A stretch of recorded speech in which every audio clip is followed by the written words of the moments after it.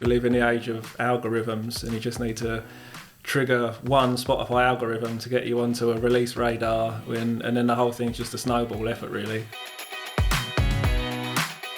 Hi, my name's Nicole and welcome to this week's episode of the Big Chat. I am really excited today because actually what we're doing is a bit of a different thing for us. We've got the Fringe Festival Takeover episode, and we are really excited to have 3 acts from the Fringe Festival come and join us today at our humble studios and talk to us about what they've been up to.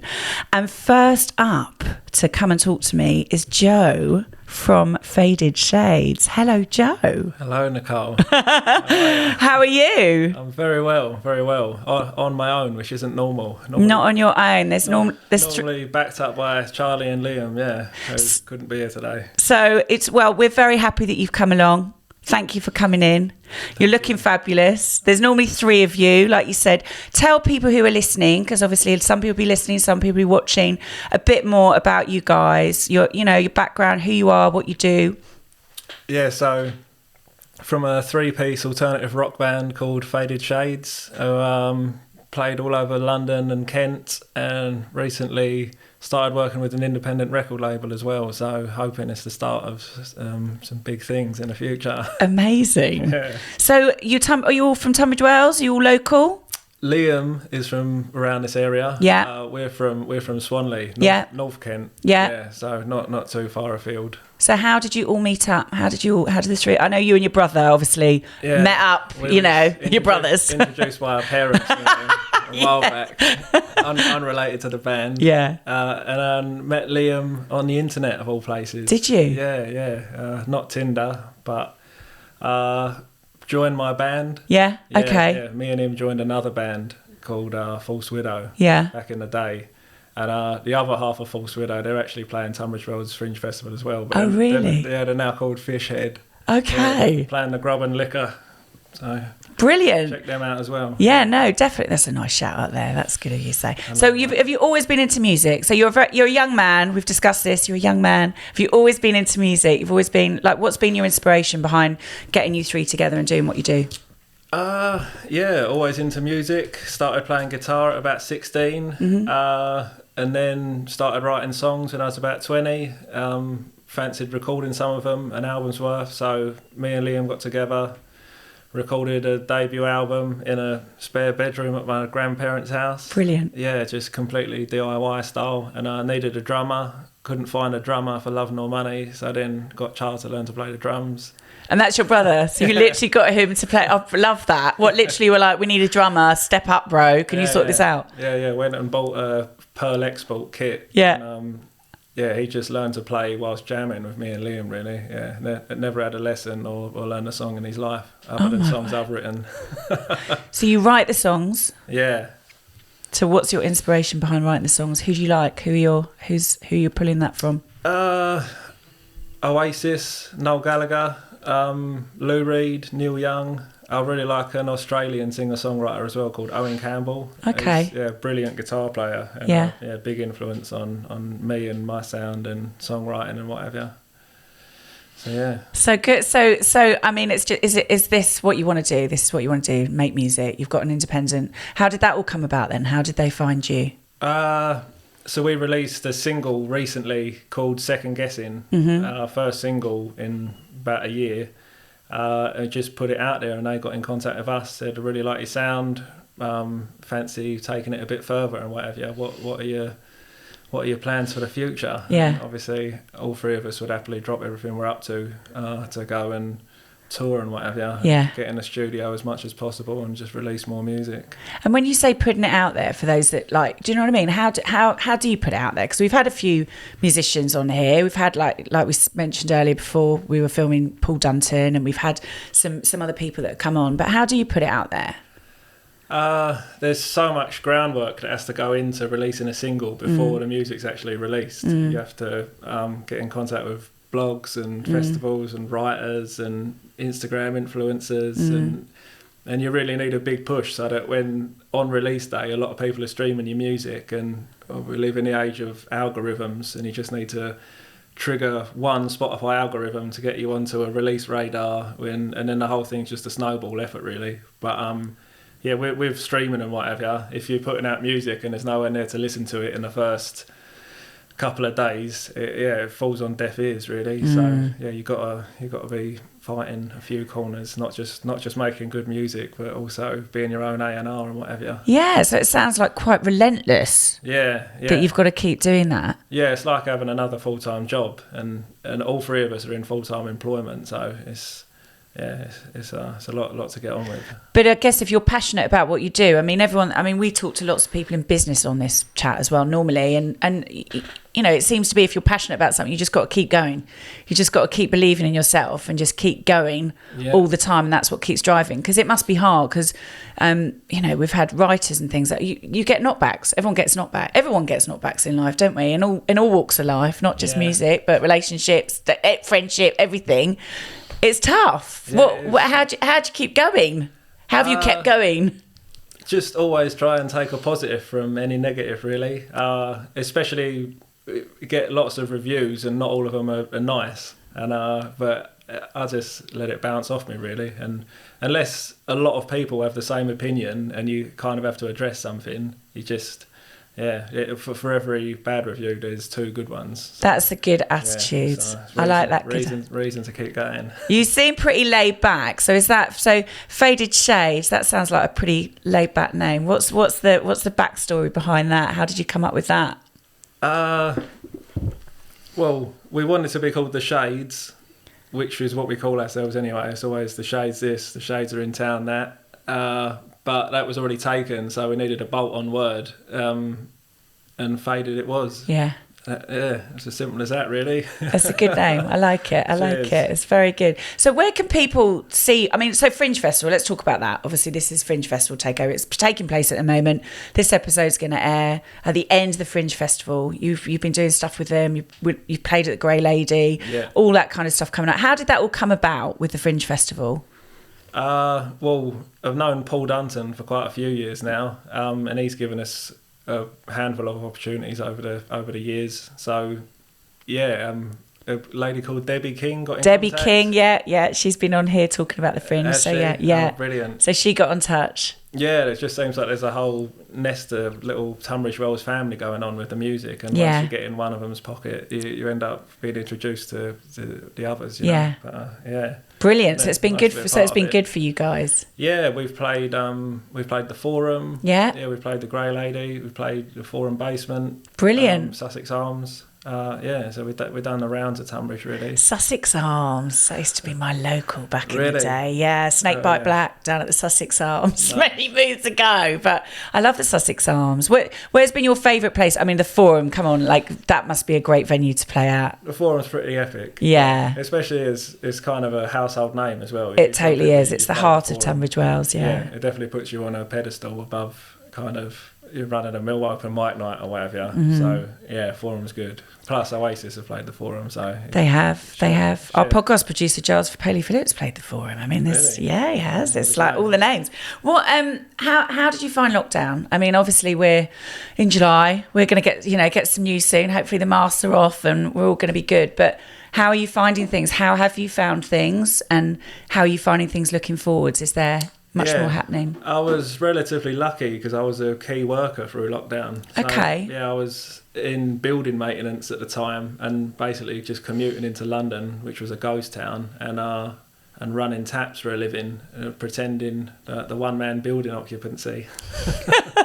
So you kept busy? Yeah, really busy. Yeah, other than carrying on with life and not having anyone around me carrying on with their life, nothing really changed very much. Didn't affect you too much? No, so I think I've managed to stay sane. That's good. Yeah. You seem pretty sane. You seem pretty level-headed, I'll say, Joe. You seem pretty relaxed and level-headed. Yeah. What about the music? Did you keep up with the music? Did you find... Because some people were able to get music out a bit more because it was quieter, so you can make a bit more noise. No, yeah, we had the opposite, unfortunately, because we normally jam and practice at my grandparents' house, and obviously with our social distancing and keeping away from your elderly relatives and what have you, we kind of had to give a wide berth on the studio. How did they feel about that? Were they pleased? Were they getting a bit of peace and quiet, or do they like it? Of course, they like it. They love it. Yeah, they love it when we come down. But so we had to knock it on the head for quite a long time, but it made it all the better when we finally blew the dust off the whole thing and got back into it and had a massive push to where we're at now. So we'll just continue to keep doing that, really. And coming out of lockdown now, going out, have you got more gigs coming up? You mentioned something in July that's coming up. Yeah, so we're playing Camden Rocks. Yeah. Another household name, which I'm pretty chuffed about. We're playing The Spice of Life in August. Brilliant. So July 24th is Camden Rocks, and August the 13th is Spice of Life. If you're around that way. And so if people want to find out a bit more about you, they can check you out on Insta, can't they? Where else? I mean, where can we find more of your music and what you've done and what you're doing?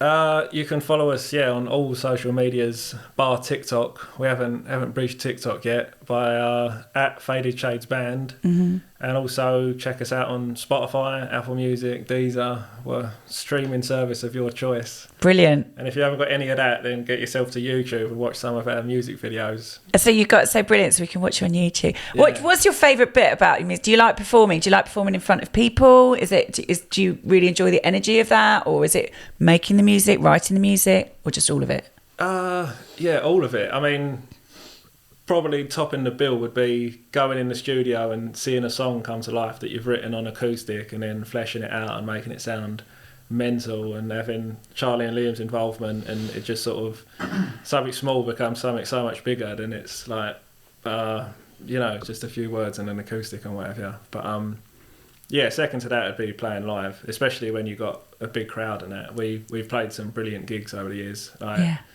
O2 Islington, it was a really good gig. Wow. Yeah, and it was pretty filled up, and brilliant atmosphere and whatever. Yeah.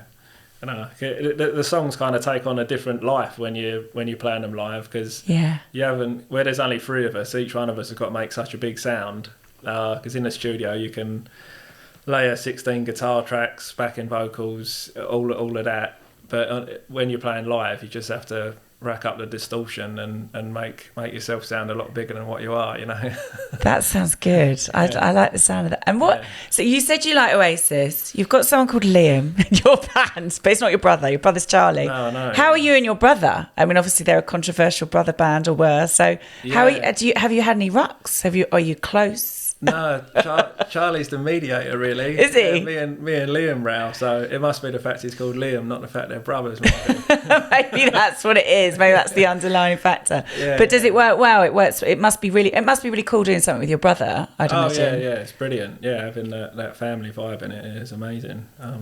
Couldn't wish for anyone better to be on the drums for us, really. That's cool. And is it something in your family then? So to be able to just get your brother to just learn the drums, is there music in the family, your parents, your grandparents? Influence-wise, definitely. My taste in music is very much born from my parents' taste in music, and growing up in the 90s and all of the Britpops and the Oasises and the Primal Screams and whatever. But no one else is actually very musical. Yeah. Well, my mum sings whilst cooking dinner, and does she? Yeah, or the local cat. Of course she sings well. Of course mum sings well. Does she cook dinner well? Does she sing well and cook dinner? Does amazing. She? More dinners, please, mum. Yeah, that's good. So you sounds like you've got a really supportive family. Yeah. So they love what you're doing. I bet they're really proud. Yeah. Do they come to all your gigs? Mostly, yeah. Especially the Grey Lady, because it's more of a sit down and have a chill out, isn't it? Yeah, it's a really nice venue, the Grey Lady. I've seen a lot of gigs there, and so what would be your ultimate, if you could literally just play anywhere? Where would it be? My favourite venue of all time is Brixton Academy. Yeah, the amazing venue. It's in many amazing artists there. I'd absolutely love to play that, and failing that, just any festival. I'd love to come out for sort of a late afternoon session at a festival, open air, and have the crowds and the banners and the flags and the burger vans and the whole works, You love that? Yeah, that would be incredible. Yeah. That's a great atmosphere. I've been to so many festivals that lose count, but to play one would be amazing. So it's an exciting time for you with this. I mean, you know, like you say, you've been signed to an independent label. And we're coming out of lockdown now, so there's going to be a lot more opportunities, isn't there? Yeah, we're hoping to play Great Escape. Brilliant. Yeah, that would be good. Down in Brighton. I think it is. Yeah, that would be brilliant. There's lots going on. So, I mean, would you think you'll do the Fringe next year? Do you think you'll get involved in more of these local events again? If we get invited, we'll be there. Sure you will. Definitely, I'm sure you'll be invited. Absolutely. And so, I mean, album-wise, how many singles and albums have you actually produced yourself now? How many songs? So our debut album is called It Gets Heavy. That was completely produced by us and one of our close friends called Aaron, who helps us out and masterminds us. Just put it all together. Yeah, pretty much. Yeah. So we've got one album out, that one. Yeah. And we've also got 3 singles out. Yeah. And that's Chasing Your Love, She Left Yesterday, and Second Guessing. But all of them have been done in professional environments with professional sound engineers and mixed and mastered to the nines. So, that's amazing. Yeah. And you write this content yourself. So how long does it take you to write? So do you just like have a inspiration like, oh, I'm going to write about that? Or I'm always intrigued how people write songs.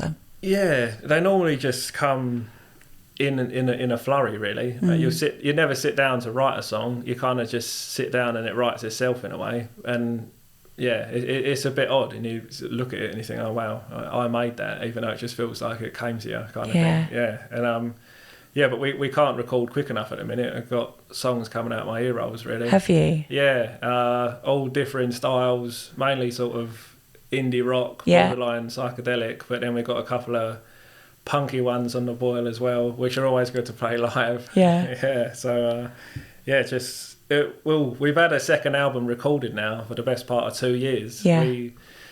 We are at a week's residency in a studio called Big Jelly in Ramsgate. That's a cool name. Yeah, so we literally lived and breathed rock and roll for 7 days straight, like lived in the studio, and it was just incredible. But after we finished that album, it was obviously COVID bowled up, and it's put that on hold for a little while. And now with this label, it's a bit more singles based with releasing things in quick succession. So the elusive album is still shelved, but one day we'll be releasing it. That's brilliant though. I mean, what would you say to people out there that are, it's a tough industry, isn't it? Yeah. What would your advice be to other people? Because you've been doing a while, haven't you? You've been doing this for a while and you've got a break. So what would you say to people that are still trying hard?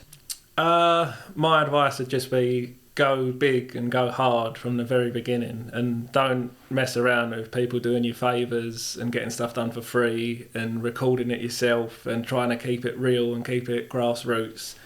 Just save up a ton of money, a good few grand, go and get it done properly by professionals, one single, one music video, and just use that proper quality content to make everything you need, and just make it a success from the beginning. Right? Don't drag your heels and wonder about the money. Just see the money as an investment and just go big from the very, very beginning. I like this, Joe. I like your style. I mean, we're all about going big here, so I like your style. That's really good advice. That really is good advice, actually, because I think sometimes you can be chasing a dream, can't you? And you can literally be like, oh, well, I'll get this favour done, I'll get that favour done. And there's no point. You've got to believe in yourself and just go for it full-hearted, haven't you? Yeah, definitely, yeah. And I feel like we would be where we are now probably 3-4 years ago if we'd have started like that. But obviously you're younger and you want to do it yourself and you want to do it, I don't know, be true to who you are and whatever. But it's just go big or don't bother.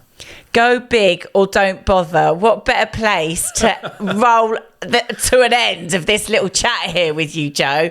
Go big or don't bother. I love that. I love that. Solid advice. Solid advice, and I agree with you wholeheartedly there. Yeah. But I personally will be following what you're doing, and will you come back and have a chat with us maybe with the rest of the guys, and we could do like definitely. A whole chat, maybe get you to play us some tunes or something, do something. Do a set for you, 100%. We'd love that. But thank you for coming on to talk to us. And I'm glad the Fringe Festival's been such a success for you. Yeah. And we will look forward to seeing you July and August. And everyone needs to check out those dates and check you guys out, basically. Brilliant. Thank you, Joe, from the Shades, Faded Shades.